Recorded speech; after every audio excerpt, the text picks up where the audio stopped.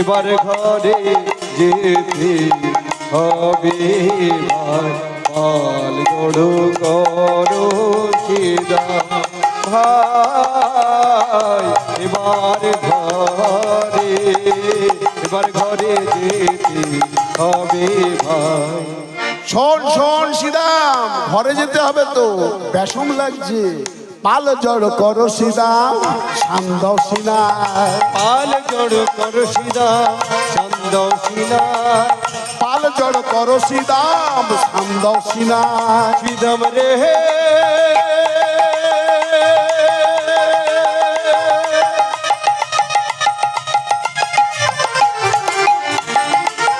ওরে সিদাম ভাই,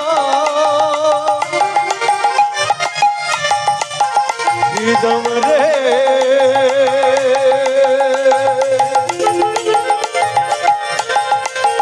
ওরে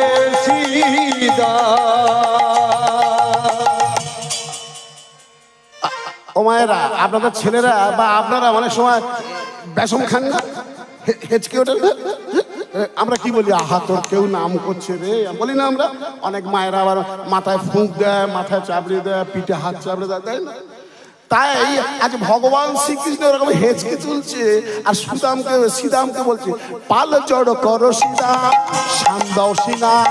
পাল জড়ো করো সিদাম, সান্দাও সিনায়। সঘনে বেশম খায় তাকে বুঝি মা, সঘনে বেশম খায় তাকে বুঝি মা। সঘনে বেশম খায় তাকে বুঝি মা। সঘনে বেশম খায় তাকে বুঝি মা। ঘরে যাবার সময় হলো, ঘরে যাবার সময় হলো, ঘরে যাবার সময় হলো। ঘরে যাবার সময় হলো। সিদাম, পাল জড়ো কর, গরুর যত পাল আছে, গাভীগণের পাল আছে, সব জড়ো কর, ঘরে যাওয়ার সময় হলো। আমি যে ঘন ঘন বেশম খাচ্ছি, মনে হয় আমার মা যশোদা আমার নাম করছে।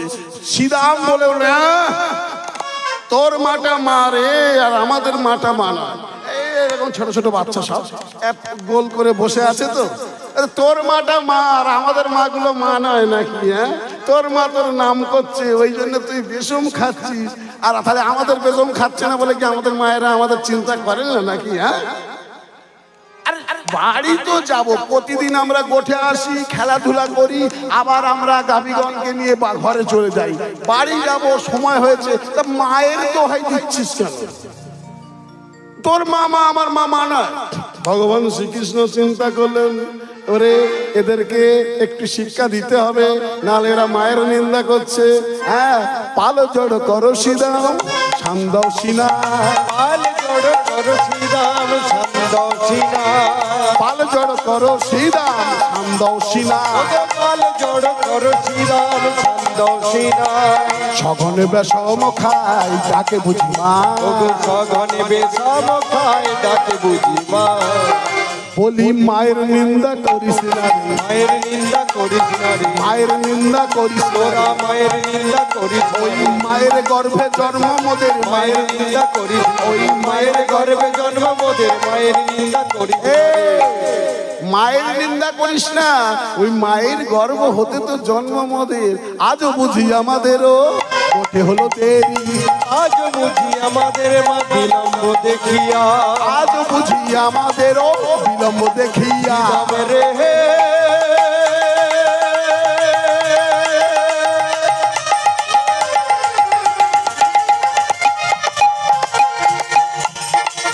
ওরে সিদাম ভাই,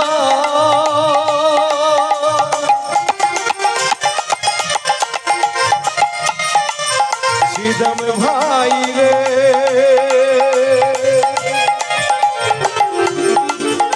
ওরে ও সিদাম, আজ বুঝি আমাদের মা বিলম্ব দেখিয়া, আজ বুঝি আমাদেরও বিলম্ব দেখিয়া।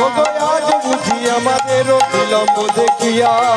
মাথা বুঝি কাজে হেলো কত পালে চাইয়া, মাথা বুঝি কাঁদে যেন পথ পানি চাইয়া, মা বুঝি কাঁদে দেখো কত পালে চাইয়া। মা বুঝি কাঁদে যেন পথ পানি চাইয়া। বলি মা কাঁদানো ভালো ওগো মা কাঁদানো ভালো নয় রে, মা কাঁদানো ভালো, ওগো মা কাঁদানো ভালো নয় রে, মা কাঁদে যার জগৎ কাঁদে। মা কাঁদানো ভালো নয় রে। হরি বল। মা কাঁদে যার জগৎ কাঁদে তার। ভক্তমণ্ডলী বাবারা ও ভক্তিমতী মায়েরা মাথায় রাখবেন, কলিযুগ, এই কলিযুগ যত দিন যাবে ঘোর কলি আমাদের সবাইকে গ্রাস করবে। এক কলসি দুধে 7 কলসি পরিপূর্ণ হতে পারে, কিন্তু 7 কলসি দুধে 1 কলসি পরিপূর্ণ হয় না। আমি কি কথাটা ভুল বললাম? একটা কলসি মানে কলিযুগের একটা মা। অনেক বয়স্ক মায়েরা এখানে আছেন, ওনারা ভালো বলতে পারবে। এখন তো এক একটা ঘরে একটা খুব জোর 2টো করে সন্তান নেয় মায়েরা, কিন্তু এমন বয়স্ক আমার এই সামনে 2-1জন মা রয়েছেন। বলুন তো মায়েরা, এক একটা মায়েদের আপনাদের সমসময়ে 6টা 7টা 8টা করেও সন্তান আদি হয়েছে। দুঃখের সময় মা নিজে খায়নি, না খেয়ে থেকে পরের বাড়িতে কাজ করে, কারোর বাড়িতে মুড়ি ভেজে, কারোর জমিতে ধান রোয়া কাজ করে, ধান তোলা কাজ করে 1 মুঠো মুড়ি পেয়েছে, একটু ছাতু পেয়েছে, নিজে খায়নি, কিন্তু সন্তানদের মুখে খাবার তুলে দিয়েছে, তাদেরকে বাঁচিয়ে রেখেছে। সেই 6টা 7টা সন্তান যখন বড় হয়েছে, ইনকাম করতে শিখেছে, না না না না না না না না, ওই 6টা 7টা সন্তান মিলে একটা বৃদ্ধ পিতা মাতাকে তারা খেতে দিতে গেলে ভয় পায়। তাই তো আজ সারা দেশে কত শত বৃদ্ধাশ্রম গজিয়ে উঠেছে।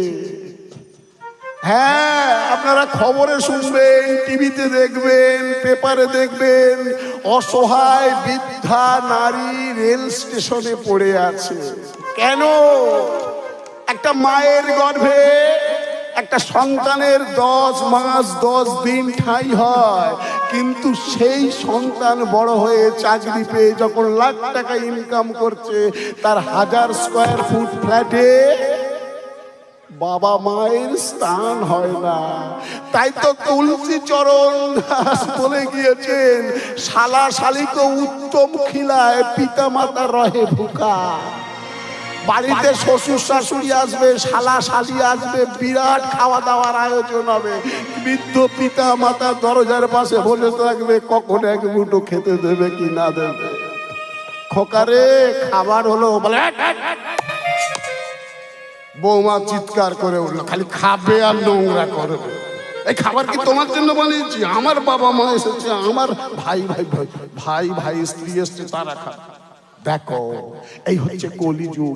বলি মা কাঁদানো ভালো না রে, মা কাঁদানো ভালো নয় রে, মা কাঁদানো ভালো না রে, মা কাঁদানো ভালো নয় রে, মা কাঁদে যার জগৎ কাঁদে, মা কাঁদানো ভালো না রে। মা কাঁদে যার জগৎ কাঁদে, মা কাঁদানো ভালো নয় রে।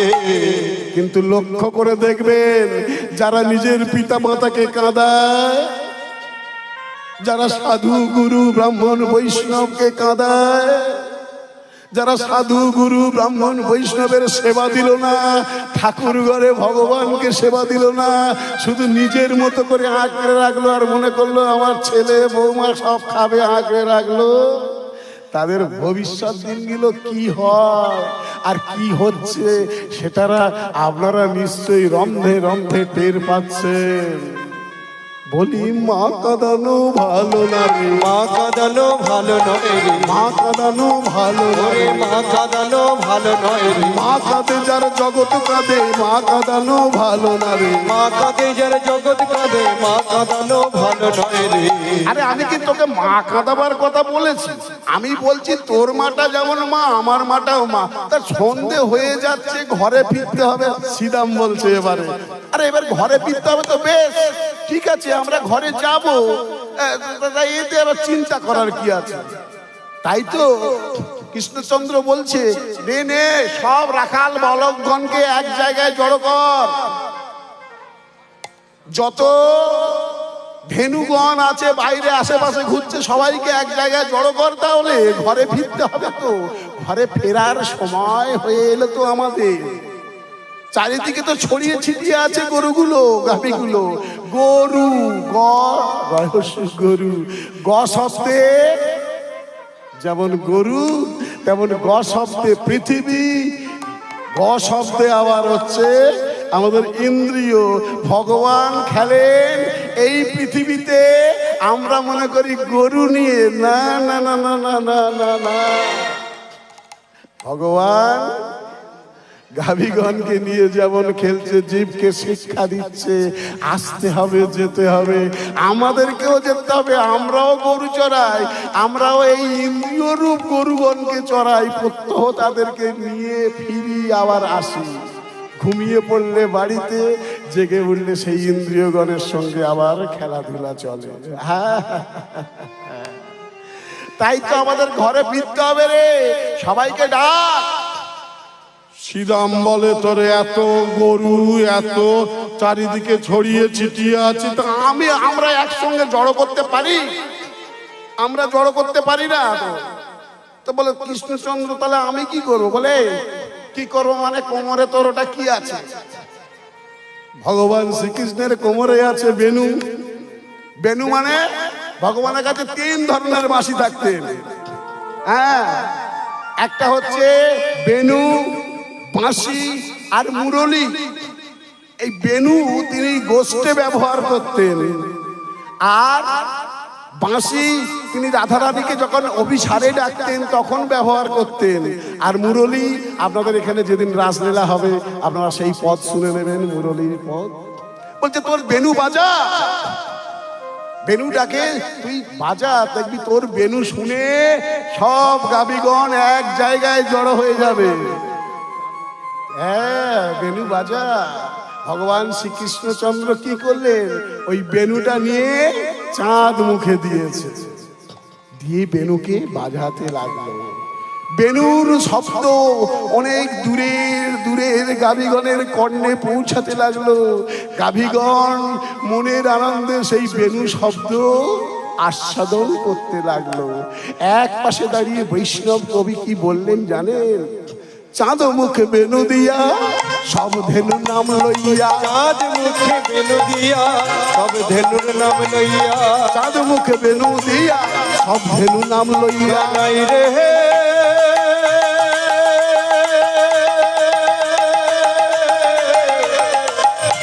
হরি হরি বল, কানাই রে বাজা,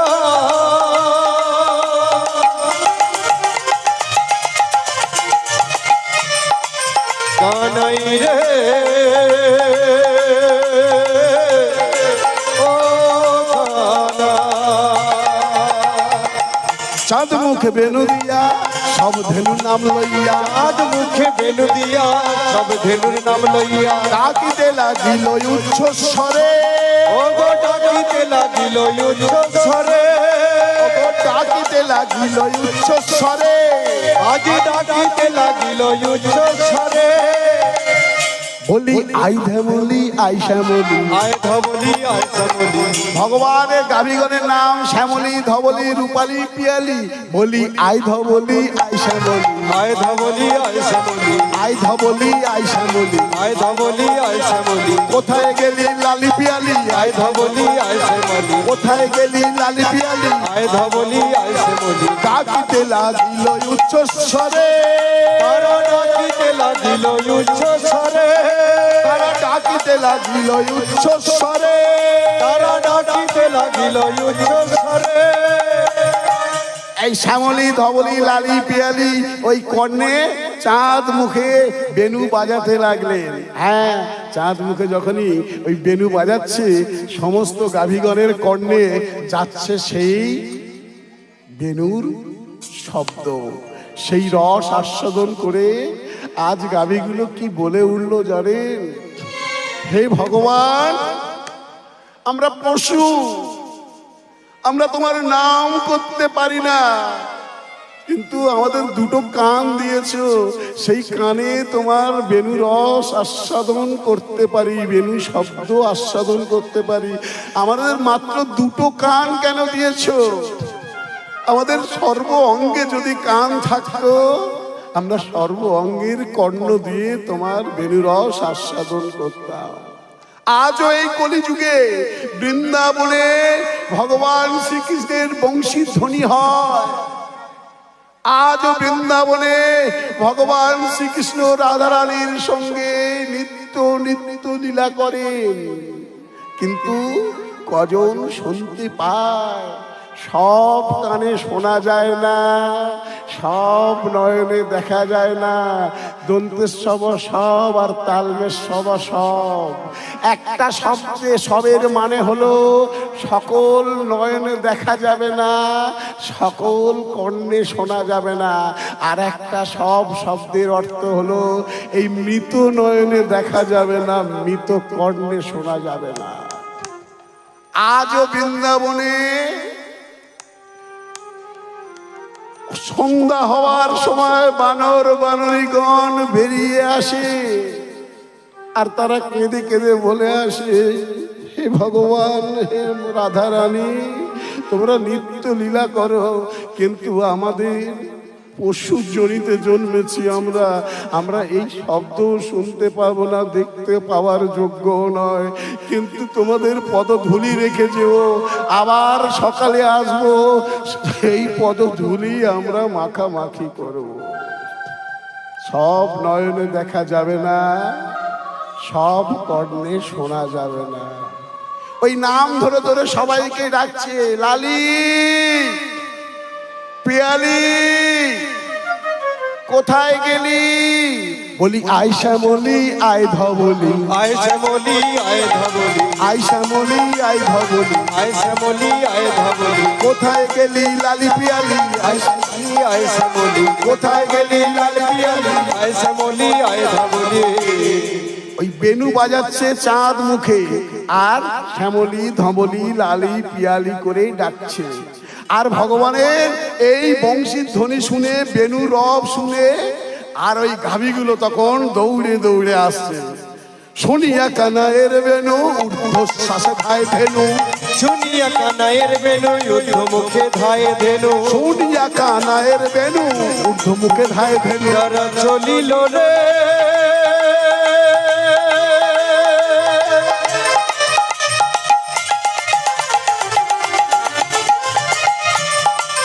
কানায়ের বেনু শুনে,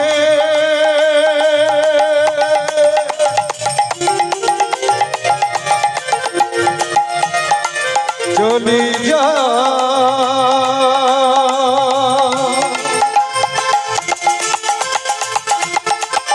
চলে যা। শুনিয়া কানায়ের বেনু ঊর্ধ্বমুখে ধায় ধেনু, শুনিয়া কানায়ের বেনু ঊর্ধ্বমুখে ধায় ধেনু। ও তারা পুচ্ছ ফেলি, ও তারা পুচ্ছ ফেলি পিঠের উপরে, তারা পুচ্ছ ফেলি।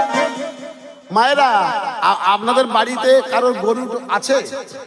আছে? কারণ নেই, গরু চাষ বন্ধ হয়ে গেছে সব। হ্যাঁ, আগে ঘরে ঘরে গরু থাকতো, সব বন্ধ হয়ে গেছে, আবার ঘরে ঘরে গরু পুষতে হবে।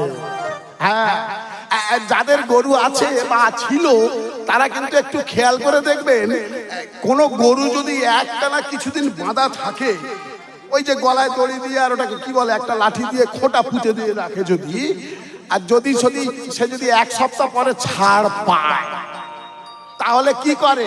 যাদের গরু ছিল তারা বলতে পারবেন, দেখবেন লেজটা একদম উপর দিকে পিঠের উপরে গোল করে দিয়ে আর ঊর্ধ্বশ্বাসে ছোটে, তাই তো?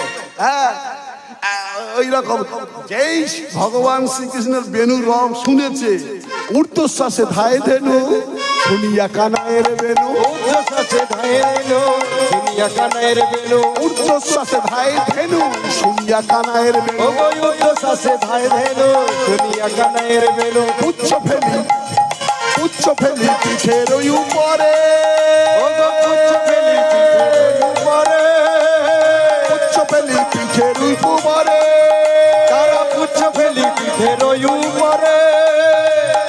তারা ছুটে ছুটে চলছে, ছুটে ছুটে চলেছে গো, ছুটে ছুটে চলছে, ছুটে ছুটে চলেছে গো। ছুটতে ছুটতে ছুটতে ছুটতে আসছে গাভীগণ। ওই যে কানাই বেনু বাজিয়েছে, কানাইয়ের বেনুর রব শুনে আর কি তারা থাকতে পারে?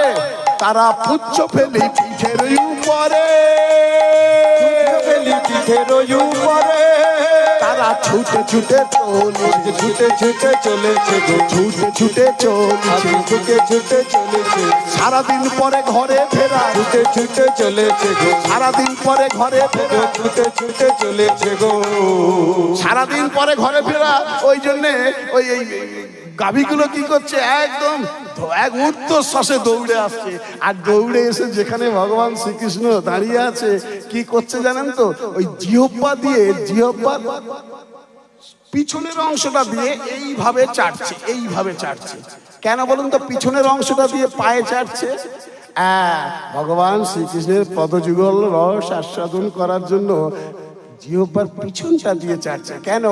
গরুর জিভের সামনের দিকটা দেখবেন কাঁটার মতো, তাই তো মা, কাঁটার মতো, কিন্তু পিছনটা মোলায়েম।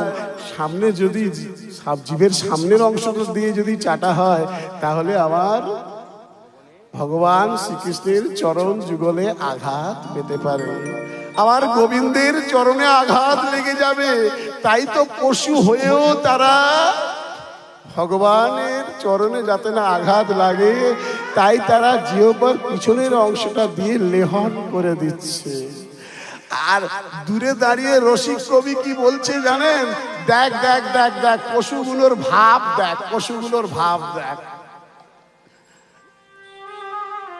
পশুগুলোর ভাব দেখ, জীবের পিছন দিয়ে কিরকম চাটছে দেখ। কিন্তু ভগবান শ্রীকৃষ্ণ বলে উঠল, না না না, ওদের পশু বলো না, ওদের পশু পশু বলো না গো, ওদের পশু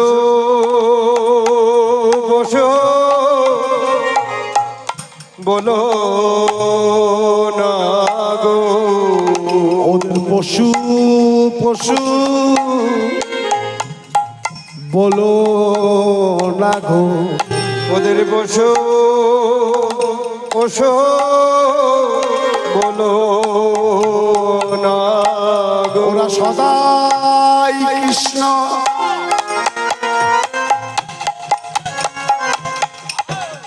সঙ্গ করে,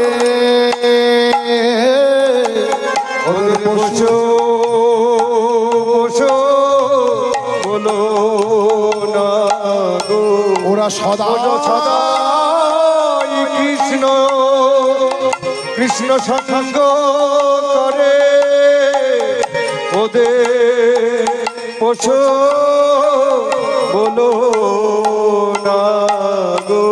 ওদের পশু পশু বলো না, ওরা পশু হয়েও সদাই কৃষ্ণ সঙ্গ করে, তাই ওদের পশু পশু বলো না। একজন মানুষ আর পশুর মধ্যে পার্থক্য কি গো?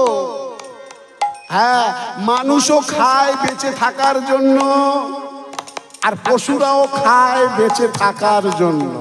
বেশ, একটা পশু সেও সন্তান আদি জন্ম দেয়, লালন পালন করে, কিন্তু আমরা মানুষ, আমরাও সন্তান আদি জন্ম দিই, সন্তানদেরকে লালন পালন করে বড় করে তুলি। তাহলে পার্থক্য কিসে? একটা পশুও ঘুমায়, একটা মানুষও ঘুমায়। মানুষের বরং ঘুম ধরে না, অনেক সময় ঘুমের ওষুধ খেয়ে ঘুমোতে হয়, কিন্তু পশু দেখবেন যেখানে খুশি ঘুমিয়ে পড়ে। তাহলে মানুষ আর পশুর মধ্যে পার্থক্য কি? মানুষ রোজগার করছে এত লক্ষ লক্ষ কোটি কোটি টাকা, কিন্তু মন ভরে না, শুধু চাই শুধু চাই, কাঁড়ি কাঁড়ি খালি জড়ো করে রাখছে। কিন্তু একটা পশু, সে কি ইনকাম করে, কিন্তু সে কি মরে গেছে, তারও খাওয়া হয়। আর লক্ষ লক্ষ টাকা ব্যাংকে রেখেও টেনশনে ঘুম হয় না, খালি টেনশন টেনশন আর টেনশন।